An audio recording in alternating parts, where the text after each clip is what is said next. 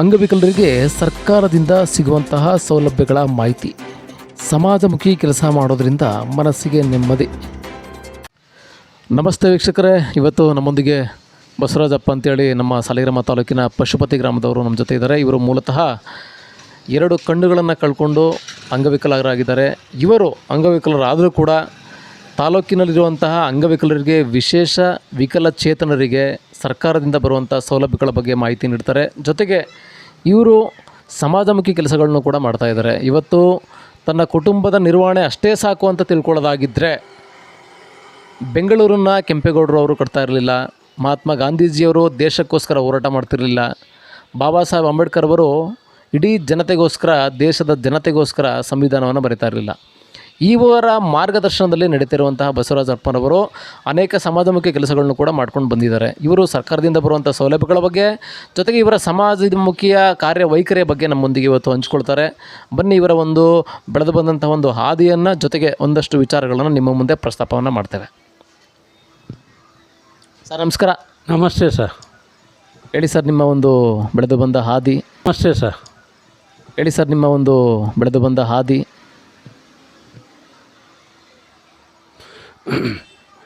ನನ್ನ ಹೆಸರು ಬಸವರಾಜಪ್ಪ ಅಂತ. ವೀಕ್ಷಕ ಎಲ್ಲರಿಗೂ ಧನ್ಯವಾದಗಳು. ಈಗ ನಾನು ಪಶುಪತಿ ಗ್ರಾಮದಲ್ಲಿ 1969ರಲ್ಲಿ ಜನಿಸಿ ಸಾಲಿಗ್ರಾಮ ತಾಲೂಕು, ಮೈಸೂರು ಜಿಲ್ಲೆ. ಕಣ್ಣು ಆಟ ಆಡುವಾಗ 8ನೇ ವಯಸ್ಸಿನಲ್ಲಿ ಕಣ್ಣು ಆಯಿತು. ಸುಮಾರು 50 ವರ್ಷ ಆಯಿತು. ಆ ಕಣ್ಣು ಉದಾಸೀನ ಮಾಡಿ ಡಾಕ್ಟ್ರಿಗೆ ತೋರಿಸಿ 15 ಸಲ ಲೇಟ್ ಮಾಡಿ ನಾಟಿ ಔಷಧಿ ಹಾಕಿ ಕಣ್ಣು ಹೊರಟೋಗ್ಬಿಡ್ತು. ಅನಂತರ ಕರೆದುಕೊಂಡು ಹೋದರು ಆಸ್ಪತ್ರೆ, ಮೈಸೂರಿಗೆ, ಕೇರ್ ಆಸ್ಪತ್ರೆಗೆ. ಅಲ್ಲಿ ಕಣ್ಣು ಬರಲ್ಲ, ಹೊರಟೋಗಿ ಎಲ್ಲ 1 ವಾರ ಆಗಿದೆ. ತಕ್ಷಣ ಬಂದಿದ್ದರೆ ಬರ್ತಿತ್ತು. ಈಗ ಮೈಸೂರು ಅಂಧರ ಸರ್ಕಾರಿ ಅಂಧರ ಪಾಠಶಾಲೆ ತಿಲಕ್ ನಗರದಲ್ಲಿದೆ, ಅಲ್ಲಿ ಸೇರಿಸಿ ಅಂತ ಹೇಳಿದ್ರು. ಅಲ್ಲೋಗಿ 1-2 ವರ್ಷ ಬಿಟ್ಟು ಅಲ್ಲಿ ಸೇರಿಸಿದ್ದಕ್ಕೆ ಅಲ್ಲಿ 10 ವರ್ಷ ಅಧ್ಯಯನ ಮಾಡಿ, ಅಲ್ಲಿಂದ PUC ಕಾಲೇಜ್, ಮಹಾರಾಜ್ ಕಾಲೇಜಲ್ಲಿ 2 ವರ್ಷ PUC ಮಾಡಿ ವ್ಯಾಸಂಗ ಮಾಡಿ, ಆಮೇಲೆ BML ಫ್ಯಾಕ್ಟ್ರಿಯಲ್ಲಿ 1 ವರ್ಷ ಅಪ್ರೆಂಟಿಸ್ ಮಾಡಿ 94-95ರಲ್ಲಿ, ಮತ್ತು roller chain factory JP Nagar, Mysuru, Balakrishna brother roller chain ಫ್ಯಾಕ್ಟ್ರಿಯಲ್ಲಿ ಅಲ್ಲೂ 1-2 ವರ್ಷ ಕೆಲಸ ಮಾಡಿ, ಹಾಗೆಯೇ ಬಂದು 2006, 2007, 2008ರಲ್ಲಿ ಸ್ಪೆಷಲ್ D.Ed ಮಾಡಿ ತಿಲಕ್ ನಗರ ಹೆಲನ್ ಕೆಲ್ಲರ್ ಇನ್ಸ್ಟಿಟ್ಯೂಟ್ನಲ್ಲಿ ಮಾಡಿ, ಹಾಗೆಯೇ ನನಗೆ ಅಧಿಕಾರಿಗಳು ಕಾಲ್ ಮಾಡಿದ್ರು. ಒಂದು ವಿಶೇಷ ಚೇತನ ಶಿಕ್ಷಕರಿಗೆ, ಸಂಪನ್ಮೂಲ ಶಿಕ್ಷಕರು ಹುದ್ದೆಗೆ ಕಾಲ್ ಮಾಡಿದಾಗ ನಾನು ಅರ್ಜಿ ಹಾಕಿದೆ. ಆಗ ಯೋಗೇಶ್ ಸಾರು ಒಬ್ಬರು, ದೀಪಾ ಮೇಡಮ್ಮು, ಇನ್ನೂ ಅನೇಕ ಅಧಿಕಾರಿ ವರ್ಗದವರು. ಸರ್, ಇವಾಗ ನೀವು ಆವಾಗಲೇ ಒಂದು ಬೆರಳಿನ ಉಗುರನ್ನು ನನ್ನ ಕಣ್ಣಿಗೆ ಟಚ್ ಮಾಡ್ಕೊಂಡಿದ್ದಕ್ಕೆ ಅದು ಸಪ್ಟಿಕ್ ಥರ ಆಗಿ ನಾನು 2 ಕಣ್ಣು ಹೋದೆವು ಅಂತ ಅನ್ನೋದೊಂದು ಬಿಟ್ಟರೆ, ಬೇರೆ ಇನ್ಯಾವುದಾರ ಕಣ್ಣಿಗೆ ನಿಮಗೆ ಮುಂಚೆನೇ ಪ್ರಾಬ್ಲಮ್ ಇತ್ತಾ? ಇಲ್ಲ, ಯಾವುದೂ ಇರಲಿಲ್ಲ, ಚೆನ್ನಾಗಿತ್ತು. 2 ಬೆರಳುಗಳು ನೀವು ಟಚ್ ಮಾಡಿಕೊಂಡು ಕಣ್ಣಿಗೆ ಕಣ್ಣು ಹೋಗಿರೋದು. ಆಟ ಆಡುವಾಗ ಬೇರೆ ಹುಡುಗ ಮಾಡಿದ್ದು. ಹಾಗೆಯೇ ಅಧಿಕಾರಿಗಳು ಒಂದು ಅರ್ಜಿಯನ್ನು ನಾನು ಹಾಕಿದಾಗ ಅವರು ಸ್ಪಂದಿಸಿ ನನಗೆ ಒಂದು ವಿಶೇಷ ಸಂಪನ್ಮೂಲ ಶಿಕ್ಷಕರಾಗಿ ಚಂದ್ರಪಟ್ಟಣದಲ್ಲಿ 2010ರಲ್ಲಿ 23/10/2010ರಲ್ಲಿ ಚಂದ್ರಪಟ್ಟಣದಲ್ಲಿ ಮಾಡಿ 14ನೇ ಇಸ್ವಿವರೆಗೂ, ಅನಂತರ ಹೊರಾಯಣೇಶ್ವರದಲ್ಲಿ 16ನೇ ಇಸ್ವಿವರೆಗೂ ಮಾಡಿ, ಅನಂತರ 1 ವರ್ಷ ಅರ್ಕಲ್ಗೂಡಿನಲ್ಲಿ BOBRC ಆಫೀಸ್ನಲ್ಲಿ ಮಾಡಿ, ಹಾಗೆಯೇ ಇವಾಗ BOBRC ಬೇಲೂರು ಅಲ್ಲಿ 19ನೇ ಇಸ್ವಿಯಿಂದ ಇಲ್ಲಿವರೆಗೆ ಮಾಡ್ತಾಯಿದ್ದೀನಿ. ಎಲ್ಲ ಅಧಿಕಾರಿಗಳು ಸ್ಪಂದಿಸ್ತಾ ಇದ್ದಾರೆ. ಪ್ರೀತಿ ವಿಶ್ವಾಸದಿಂದ ಕೆಲಸವನ್ನು ಮಾಡ್ತಾಯಿದ್ದೀವಿ ಅಚ್ಚುಕಟ್ಟಾಗಿ. ಯಾವುದೇ ಒಂದು ತೊಂದರೆ ಇಲ್ಲದೆ ಹಾಸನ ಡಿಸ್ಟಿಕ್ ಆಫೀಸಿಂದ ಹಿಡಿದು ತಾಲೂಕು ಬೇಲೂರು ಎಲ್ಲ ತಾಲೂಕಿನಲ್ಲೂ ಅಧಿಕಾರಿಯವರು ನಮಗೆ ಸ್ಪಂದಿಸಿದ್ದಾರೆ. ನನಗೆ ಸ್ಪಂದಿಸಿ ಕೆಲಸ ಮಾಡಲಿಕ್ಕೆ ಉತ್ತೇಜನ ಪ್ರೋತ್ಸಾಹವನ್ನು ಕೊಟ್ಟಿದ್ದಾರೆ. ಅವರಿಗೆ ಓಕೆ ಸರ್, ಇವಾಗ ಸರ್ಕಾರದ ಯೋಜನೆಗಳ ಬಗ್ಗೆ ಬರೋಣ. ಸರ್ಕಾರ ಇಷ್ಟ ಸಾಕು. ಇದು ಸರ್ಕಾರದ ಯೋಜನೆ ವಿಶೇಷ ಚೇತನ ಮಕ್ಕಳಿಗೆ ಅನೇಕ ಸೌಲಭ್ಯಗಳು ಇದೆ. ಅದು ಹೇಗಿದೆ ಅಂದರೆ, ವಿಶೇಷ ಚೇತನ ಮಕ್ಕಳಿಗೆ 21 ನ್ಯೂನತೆಗಳಿವೆ. 21 ನ್ಯೂನತೆಯಲ್ಲಿ ವೈದ್ಯರು ಯಾವುದು ಗುರುತಿಸಿ, ಉದಾಹರಣೆಗೆ VIE, HIE, ಆಟಿಸಮ್ಮು, ಮಸ್ಕ್ಯುಲರ್ ಡಿಸ್ಟ್ರೋಫಿಯಾ ಮತ್ತು CP, ಈ ಥರ 21 ರೀತಿ ಇದೆ. HIE ಈ ಥರ ಇದೆ.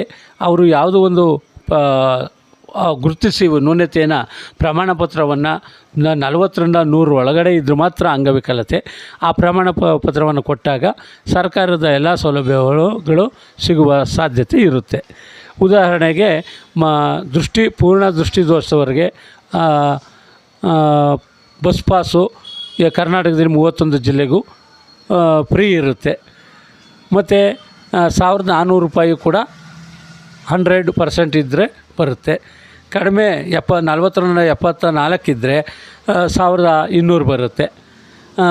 ಒಂದು ಮೆಡಿಕಲ್ ಕ್ಯಾಂಪ್ ಮಾಡಿ ಸರ್ಕಾರನೇ ಗುರುತಿಸಿ ಸರ್ಕಾರ ಮತ್ತು ಜಿಲ್ಲಾ ಅಂಗವಿಕಲರ ಕಚೇರಿಯಲ್ಲೂ ಕೂಡ ಮೆಟೀರಿಯಲ್ನ ಆ ಸರ್ಟಿಫಿಕೇಟ್ ಆಧಾರ. ವಿಶೇಷ ಚೇತನ ಮಕ್ಕಳಿಗೆ ಅನೇಕ ಸರ್ಕಾರ ವತಿಯಿಂದ ಸೌಲಭ್ಯಗಳು ಇದೆ ನಿಜ.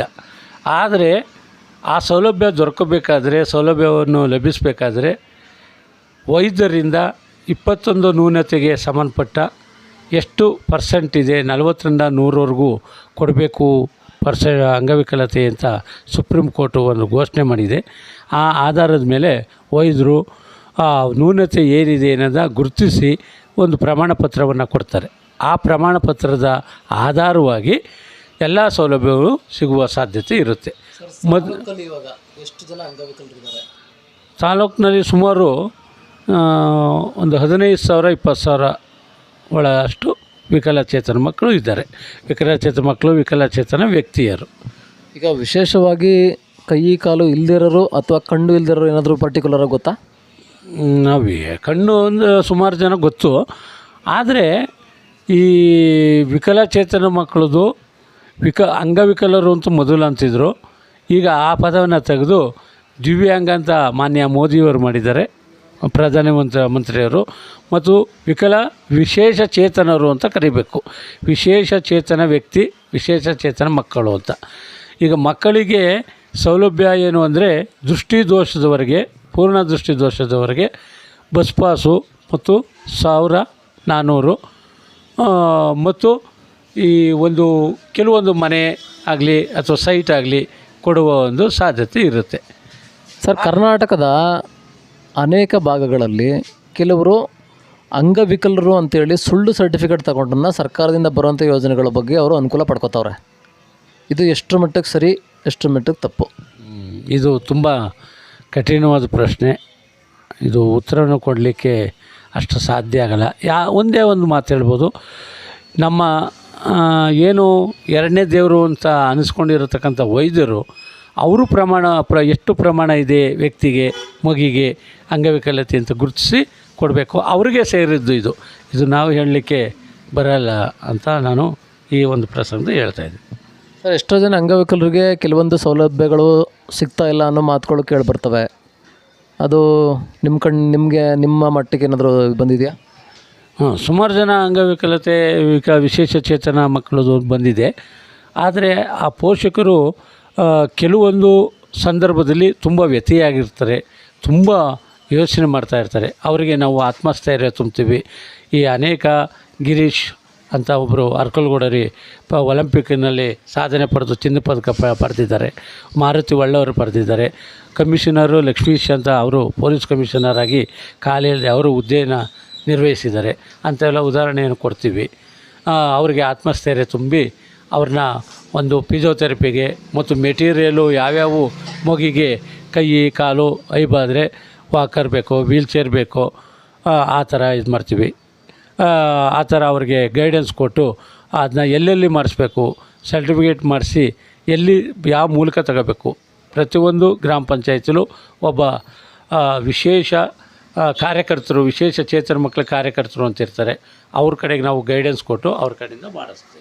ಸರ್, ಸರ್ಕಾರಿ ಸೌಲಭ್ಯಗಳನ್ನು ತಗೊಳ್ಳೋಂಥ ಸಂದರ್ಭದಲ್ಲಿ ಗ್ರಾಮೀಣ ಪ್ರದೇಶಗಳಲ್ಲಿ ಅಧಿಕಾರಿಗಳು ನಿಮ್ಮ ಜೊತೆ ಸ್ಪಂದಿಸ್ತಾರಾ? ಖಂಡಿತವಾಗ್ಲೂ ಸಂಪೂರ್ಣವಾಗಿ ಸ್ಪಂದಿಸ್ತಾರೆ. ಆದರೆ ಯಾರೋ ಒಬ್ಬರಿಬ್ಬರು ಗೊತ್ತಿರಲ್ಲ, ಅವರಿಗೆ ಮನವರಿಕೆ ಮಾಡ್ತೀವಿ. ಆದರೆ ಮುಕ್ಕಾಲು ಭಾಗ ಅಧಿಕಾರಿಗಳು ನಮ್ಮ ವಿಕಲಚೇತನ ಮಕ್ಕಳಿಗೆ, ವ್ಯಕ್ತಿಗೆ ಸ್ಪಂದಿಸ್ತಾರೆ ಅಂತ ನಾನು ನಿರರ್ಗಳವಾಗಿ ಹೇಳ್ತಾಯಿದ್ದೆ. ತಾಲೂಕಿನ ಅಂಗವಿಕಲರಿಗೆ ಏನು ಹೇಳ್ತೀರಿ ಸರ್ ಕೊನೆಯದಾಗಿ?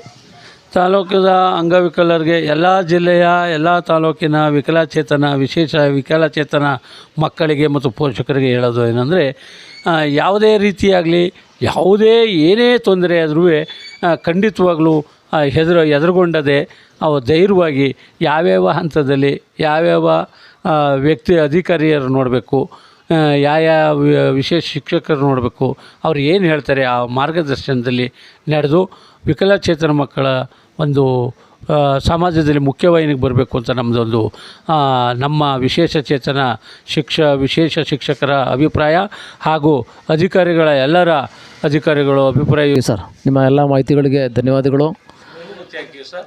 ಇಷ್ಟೆಲ್ಲ ವಿಚಾರಗಳನ್ನು ನಮ್ಮೊಂದಿಗೆ ಹಂಚಿಕೊಂಡಂಥ ಬಸವರಾಜಪ್ಪರವರಿಗೆ ನಮ್ಮ RJ ನ್ಯೂಸ್ ಪರವಾಗಿ ಧನ್ಯವಾದಗಳನ್ನು ಸಲ್ಲಿಸ್ತೇವೆ. ಥ್ಯಾಂಕ್ ಯು ವೀಕ್ಷಕರೇ.